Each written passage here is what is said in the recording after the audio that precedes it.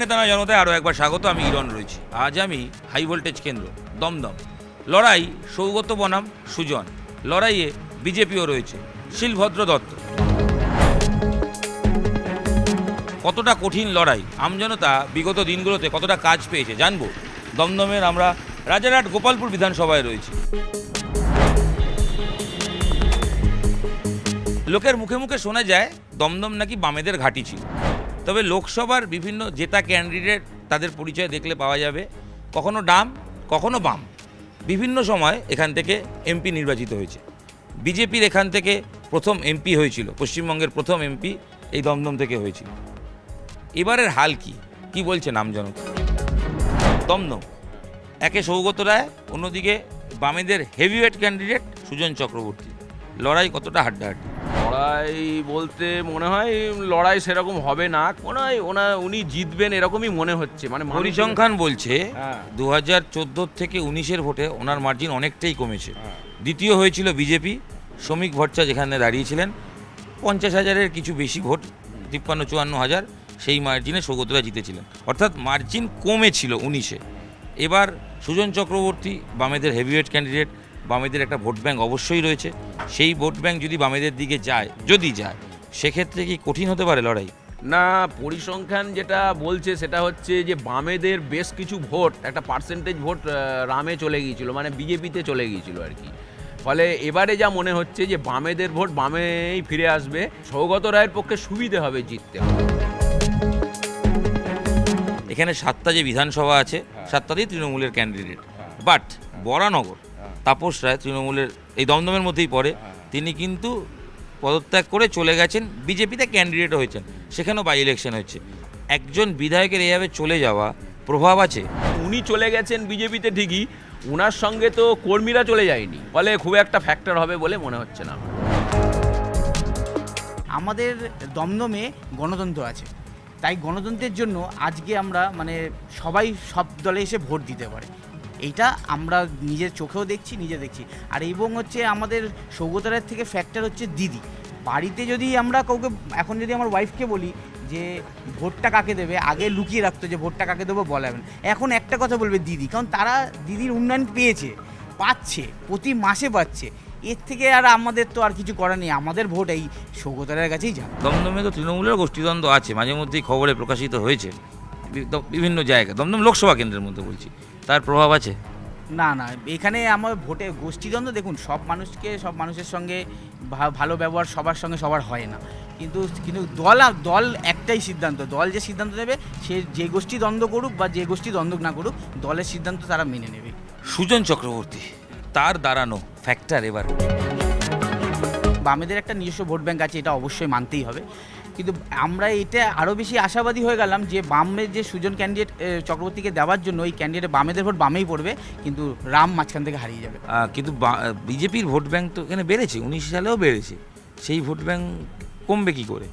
এবং তার সঙ্গে এখানে এক বরানগরের এমএলএ তিনি পদত্যাগ করে বিজেপি চলে গেছেন, ফ্যাক্টর তো একটু ফ্যাক্টর। কিন্তু আপনাদেরকে প্রথমেই বলেছি, দিদির ছবি যেখানে আছে, বাড়ির দিদি মুখ আলটিমেট মুখ। আমাদের মনে হয় যে সৌগত রায়কে হয়তো আমরা চিনি, আমাদের এলাকায় এসে সব জায়গায় সবাই চেনে, কিন্তু মুখ তো ফ্যাক্টর দিদিকে সিম্বল হচ্ছে দিদি। তাহলে নরেন্দ্র মোদী যে 10 বছরে যা কাজ করলেন, এত সব জায়গায় গ্যারান্টির পোস্টার দেখা যাচ্ছে, তিনি বলছেন যে মোদী থাকলে সব মুমকিন আছে, মানে হবেই সব, তো কি মনে হচ্ছে সব? আমরা দিদির প্রকল্প যেগুলো করেছি সেগুলো সব বাস্তবে দেখছি, আর উনি যেটা বলছেন টিভিতেই শুনছি, দেখতে পাচ্ছি না। দমদমে সুজন চক্রবর্তী অনেকেই বলছেন যে উল্টে দিতে পারে, মানে সৌগত রায়ের হ্যাটট্রিকের পর চতুর্থবার এবার হারিয়ে দিতে পারে। কি মনে হয় আমজনতা হিসেবে? মানে লড়াইটা কঠিন তো ডেফিনেটলি সবাই বলছেন, কি মনে হয়? না, এরকম কোনো ব্যাপারই নয়, কারণ সুজন চক্রবর্তীকে লোকে টিভিতে দেখে, মানুষের পাশে এসে যে দাঁড়াবে তার কোনো ফ্যাক্টর না। বিজেপি সরকার বারবার বলছে গরিবদের জন্য উন্নয়ন হচ্ছে, তারপরে একাধিক কাজকর্ম হচ্ছে, তার তো বিভিন্ন প্রচারও হচ্ছে। খালি প্রচার হচ্ছে, দেখেছেন আপনারা কোথাও গিয়ে? আপনারা তো চারিদিক থেকে ঘুরছেন, দেখেছেন গিয়ে? মোদিজি বলছে যে গ্যারান্টির একটাই জিনিস বলুন তো। উনি যখন প্রথমবার আসলেন বললেন যে বিদেশ থেকে কালো ধন নিয়ে আসবেন, তারপরে বললেন বছরে 2 কোটি চাকরি দেবেন, মা বোনেদের অ্যাকাউন্টে 15 লাখ করে দেবেন। একটা কিছু হয়েছে? বিজেপির এখানে ভোট ব্যাঙ্ক উত্থান হয়েছে, 98-এ তো ছিলই, 2019-এ এসেও হিউজ বেড়েছে, দ্বিতীয় স্থানে বিজেপি। বিজেপি কি আরও বাড়ছে? 19-এ বেড়েছিল, মানুষ সেটা নিজের ভুল বুঝতে পেরে 2021-এ তার ভোটটা মোদি পরিবর্তন। এবার মুখ ফ্যাক্টর নয়। মোদি কেন, তারা তো দেখতে পাচ্ছেন যে সারা জীবন ভাওতা দিয়ে আছে, মানে শুরু সেই ভাওতা।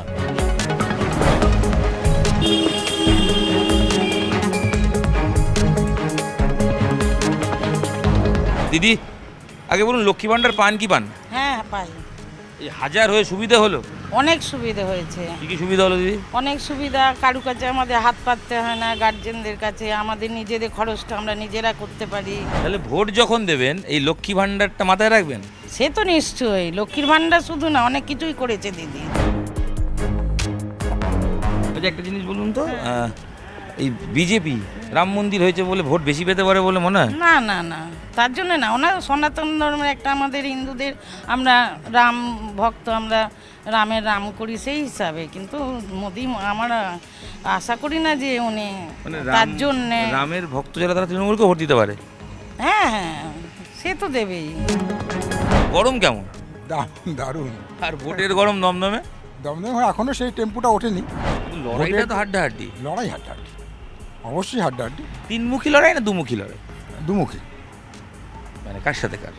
তৃণমূল ভার্সেস বিজেপির লড়াই। তাই এখানে বামেদের ক্যান্ডিডেট সুজন চক্রবর্তী যথেষ্ট ভালো ক্যান্ডিডেট, কিন্তু বামেদের 34 বছর দেখে নিয়েছে মানুষ, বামেদের টোটাল পারফরমেন্স। নতুন করে বামেদের নিয়ে আর ভাবছে না মানুষ।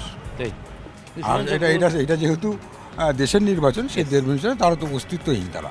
এই দেশের নির্বাচন, কিন্তু অনেকেই বলছেন লক্ষ্মী ভাণ্ডার, যুবশ্রী, কন্যাশ্রী এগুলো ইস্যু। দেশের নির্বাচনে দেশের সুরক্ষা, অর্থনীতি, আপনার জিডিপি, আপনার দেশ কীভাবে চলবে, আইন, এগুলো তো আলোচনা ইস্যু। এগুলো কি মানুষ ভাবে? অবশ্যই ভাবে, অবশ্যই ভাবে। অবশ্যই যদি না ভাবতেও, গত 19 সালের নির্বাচনে আমরা দেখেছিলাম যে বিজেপির তখন সেই হাওয়া ছিল না। অন্তত 18টা সিট কিন্তু বাংলা থেকে জিতেছিল। হয়তো গ্রামের মানুষ একেবারে বোকা, ভালো ভুল হবে, তো মানুষ এই লক্ষ্মীর ভাণ্ডারটা ভুলবে না। 5 বছর আগে যতটা নরেন্দ্র মোদীর হাওয়া ছিল, এই বছর সেই নরেন্দ্র মোদী ফ্যাক্টর আছে শুনছেন? না, নরেন্দ্র মোদী নয়, দেশের সুরক্ষা, দেশের স্থিতিশীলতা, দেশের শ্রীবৃদ্ধি, দেশের অগ্রগতিটাই মূল লক্ষ্য। নরেন্দ্র মোদী তার অন্যতম মুখ। লড়াই কিরম এখানে? কারণ বলছি ওই বামেদের সুজন চক্রবর্তী আছেন তো। আছেন, উনি যথেষ্ট ভালো প্রার্থী, ঠিক আছে, কিন্তু এখানে দমদমে একজনই ছিলেন, একজনই থাকবেন, একজনই আছেন, তিনি হচ্ছেন সৌগত রায়। ভোটের গরম না এই গরম, কোনটা বেশি গরম? কোনো গরম নেই এখানে, হ্যাঁ, এখানে কোনো ভোটের গরম নেই, এখানে যা ছিল তাই, এখানে আর কোনো গরম নেই। বামেদের একটা ক্যান্ডিডেট রয়েছে সুজন চক্রবর্তী। না, ও অন্য জায়গায় দিলে মনে হয় ভালো হতো। কেন দমদমে বামেদের ভোট ব্যাংক কি হলো? না না না, এ অনেকদিন আগে উঠে গেছে। তৃণমূলে কি লাভ হলো সুজন চক্রবর্তী দাঁড়ানো? অনেকটাই লাভ হবে। সৌগতরা কাজ টাজ করেছেন?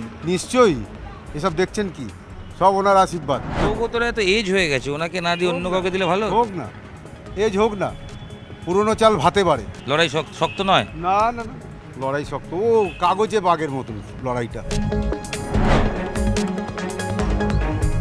দমদমের বুকে নেতা নয় জনতা আজ এখানেই শেষ করব। তবে শেষ করার আগে এক কাপ চায়ে চুমুক দেব। প্রচণ্ড গরম, ক্লান্তি, একটু এনার্জি নিতে হবে, তাই চা খেতে খেতে একটু দাদার সঙ্গে কথাও বলে নিই। দাদা চা হবে? হ্যাঁ হবে। আচ্ছা বলছি, চা তো বানান, ভোটও দেন তো? হ্যাঁ ভোটও দিই। দিদির উন্নয়ন, মোদির গ্যারান্টি, হ্যাঁ। কোনটা বেটার আপনার কাছে? ওই দিদির উন্নতি, দিদির উন্নতি, আর দমদমে তাহলে কি হবে? সেটা বলতে পারবো না। খেলা হবে? খেলা হবে, হ্যাঁ? তো খেলা তো হচ্ছেই। হচ্ছে আড্ডাআড্ডি খেলা। হ্যাঁ।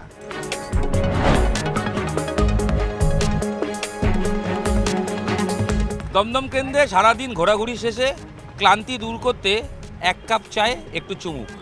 আর তার সঙ্গে এটা বলার যে দমদমের লড়াই জমে উঠেছে, 3 এসের লড়াই। সুজন, সৌগত, শিলভদ্র, কে বাজিমাত করবে, কোন এস এগিয়ে যাবে, কোন বাকি 2 এস পিছিয়ে পড়বে, সময় তার উত্তর দেবে। তবে লড়াই যে হাড্ডাহাড্ডি, এটা কিন্তু বোঝাই যাচ্ছে। আবার ফিরে আসবো দমদমে। আজ এখানেই শেষ করছি, নেতা নয় জনতা।